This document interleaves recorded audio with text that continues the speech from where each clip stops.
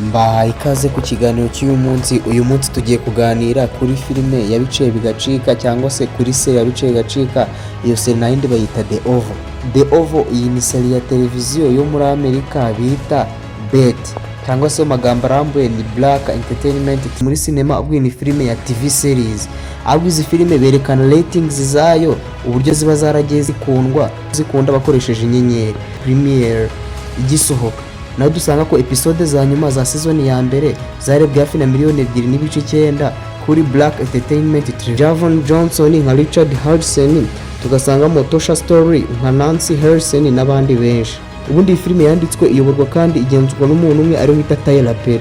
Muri iyi filime dusanga ko ziriya sene zose wabonye, haba sene zo gusomana no kuryamana, ziriya sene zari za nyazo, dore ko mbere yo gukina aba bantu babanza kubyumvikanaho bakemeranyaho ko bari busomane, ariko nyine mu buryo bwo kugira ngo filime izagende neza. Ira White House wabonye mu filime ntabwo ari ya nyayo, ahubwo bagiye muri studio bubaka neza set imeze nkaho ari muri White House mindani. Ira White House wabonye y'inyuma ni CJ yubatse, naho bo n'imbere bagiye muri studio neza bubaka set imeze neza nk'ari mu biro bya perezida ari muri White House. Iyi set yubatswe ibyinshi muri sene za mbere, cyane ibiro bya perezida, Oval Office, corridors n'abakozi baba byubakiye muri studio ya Tyler Perry Atlanta muri Tyler Perry's Studios. Izo set zubatse mu buryo busa cyane niya White House nyayo, ku buryo uyireba yumva ariho bari koko.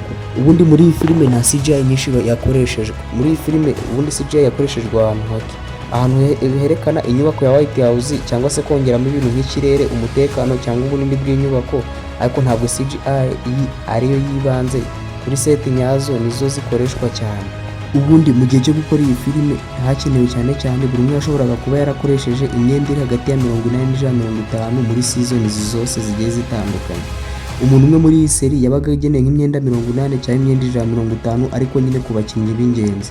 Dusanga ko abakinnyi bo hagati bo n'abanyuramo cyangwa se supporting, cyangwa se aba bakinnyi ba supportinga cyane bo bambaraga hagati y'imyenda ijana. Ariko ahangaha ni abakozi bakoze muri White House muri iyi filime, abasirikare, abashyitsi, abanyapolitike, abashinzwe umutekano ndetse n'abandi.